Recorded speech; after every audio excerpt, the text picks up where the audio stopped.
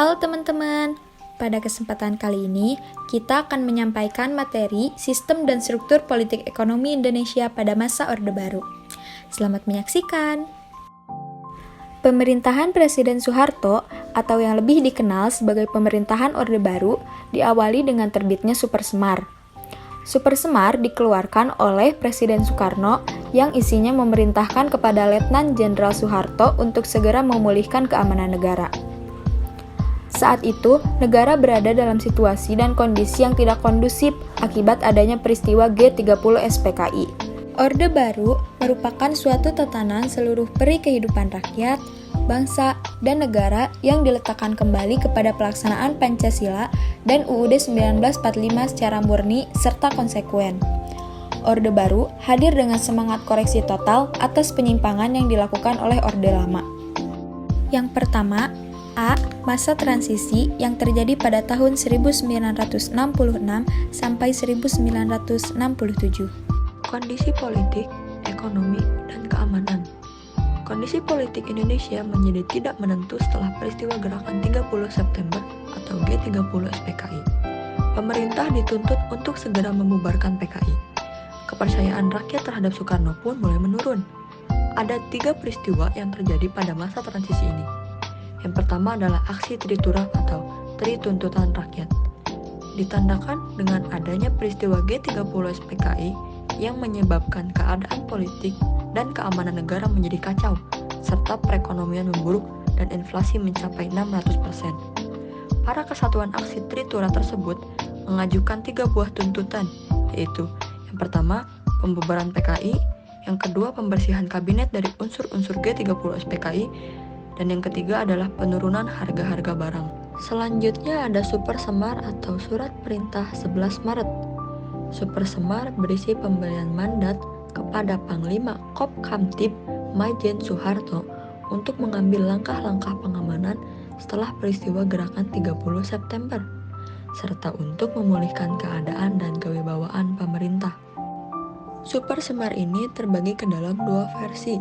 Yang pertama adalah versi Soekarno, berisi tentang perintah pengamanan masyarakat, serta versi yang kedua adalah versi Soeharto yang berisi tentang perintah pengendalian pemerintahan. Selanjutnya, Super Semar memiliki 3 versi, yaitu dari Pusat Penerangan TNI Angkatan Darat, Sekretariat Negara, dan Akademi Kebangsaan. Namun, dari ketiga versi tersebut, tak ada satupun merupakan salinan asli dari Super Semar. Berbagai sumber menyebutkan naskah asli Super Semar sudah tidak ada karena telah dibakar oleh oknum yang memiliki tujuan tertentu. Dengan kesimpangsiuran Super Semar itu, kalangan sejarawan dan hukum Indonesia mengatakan bahwa peristiwa G30 SPKI dan Super Semar adalah salah satu dari sekian sejarah Indonesia yang masih gelap. Pembahasan selanjutnya, dualisme kepemimpinan nasional. Dualisme kepemimpinan nasional adalah jalannya suatu pemerintahan dipimpin oleh 2 orang pemimpin. Indonesia pernah mengalami dualisme kepemimpinan nasional ketika Soekarno dan Soeharto memiliki perbedaan penafsiran mengenai Super Semar.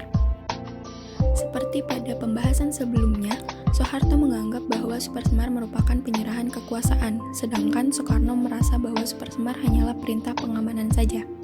Sesuai konstitusi, pemerintahan masih dipimpin oleh Soekarno, sedangkan Soeharto sebagai pengemban Super Semar diberi mandat oleh MPRS untuk membentuk kabinet yang diberi nama Kabinet Ampera. Meskipun pada saat itu Soekarno masih memimpin sebagai pemimpin kabinet, tetapi pelaksanaan pimpinan dan tugas harian dipegang oleh Soeharto.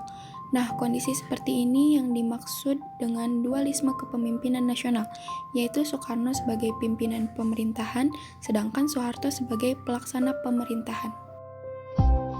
B. Stabilitas politik dan rehabilitasi ekonomi. Stabilitas politik dan keamanan sebagai dasar pembangunan.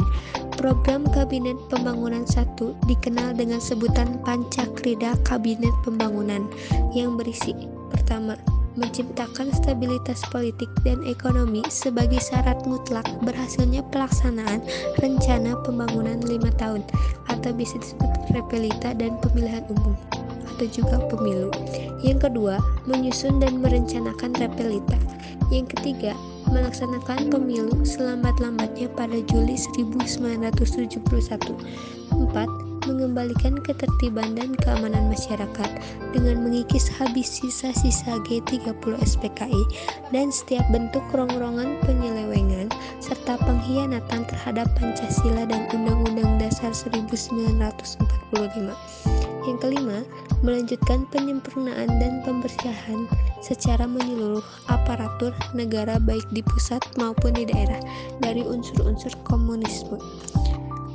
Selanjutnya ada konsep trilogo pembangunan. Yang pertama itu stabilitas nasional yang sehat dan dinamis. Lalu yang kedua, pertumbuhan ekonomi yang cukup tinggi. Lalu yang terakhir, yang ketiga, pemerataan pembangunan dan hasil-hasilnya menuju kepada terciptanya keadilan sosial bagi seluruh rakyat Indonesia. Rehabilitas ekonomi pada masa Orde Baru. Presiden Soeharto pada awal pemerintahannya dihadapkan pada masalah yang cukup sulit di bidang ekonomi. Berbagai permasalahan terjadi seperti inflasi yang berakibat melonjaknya harga-harga kebutuhan. Rehabilitas dan stabilitas ekonomi menjadi kebijakan awal pemerintahan Orde Baru dalam memulihkan kondisi tersebut. Bisa kita lihat di sini program rehabilitas ekonomi Orde Baru dilaksanakan berlandasan pada TAP MPRS nomor 23 tahun 1966 yang isinya antara lain mengharuskan diutamakannya masalah perbaikan ekonomi rakyat di atas segala soal-soal nasional yang lain, termasuk juga soal politik. Konsekuensinya, kebijakan politik dalam dan luar negeri pemerintahan harus sedemikian rupa hingga benar-benar membantu perbaikan ekonomi rakyat. Kebijakan pembangunan Orde Baru. Pembangunan 5 tahun tahap 3 dari tanggal 1 April 1979 sampai 31 Maret 1984. Pada Orde Baru ini menetapkan 8 jalur pemerataan, yaitu yang pertama, pemenuhan kebutuhan pokok rakyat banyak, khususnya pangan, sandang, dan papan. Yang kedua, pemerataan kesempatan memperoleh pendidikan dan pelayanan keselamatan. Yang ketiga, pembagian pendapat. Keempat, keselamatan kerja. Kelima, kesempatan berusaha. Yang keenam, kesempatan berpartisipasi dalam pembangunan khususnya bagi generasi muda dan kaum wanita.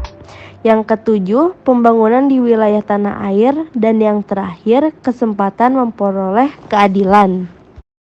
C. Integrasi Timor Timur. Di Timor Timur, muncul 3 partai politik besar yang memanfaatkan kebebasan yang diberikan oleh pemerintah Portugal.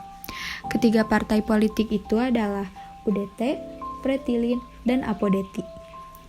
Yang pertama yaitu União Democrática Timorense atau UDT atau Persatuan Demokratik Rakyat Timur.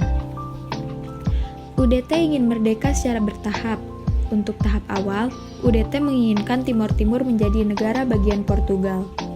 Adapun keinginan untuk tetap di bawah Portugis tersebut karena Timor Timur belum dapat berdiri sendiri atas dasar ekonomi yang masih lemah dan rakyatnya yang secara pendidikan masih tertinggal.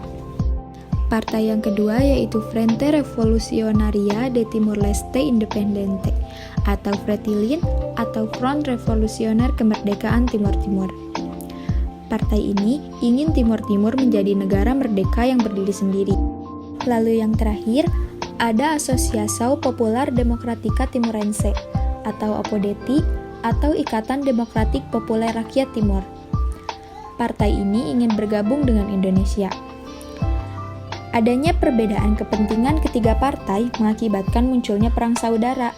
Dalam perang saudara tersebut dimenangkan oleh Fretilin yang memproklamasikan berdirinya sebuah Republik Demokrasi Timor Timur pada tanggal 28 November 1975.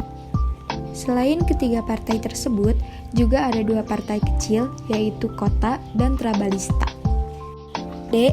Dampak kebijakan politik dan ekonomi masa Orde Baru. Yang pertama, terdapat kebijakan dalam bidang politik.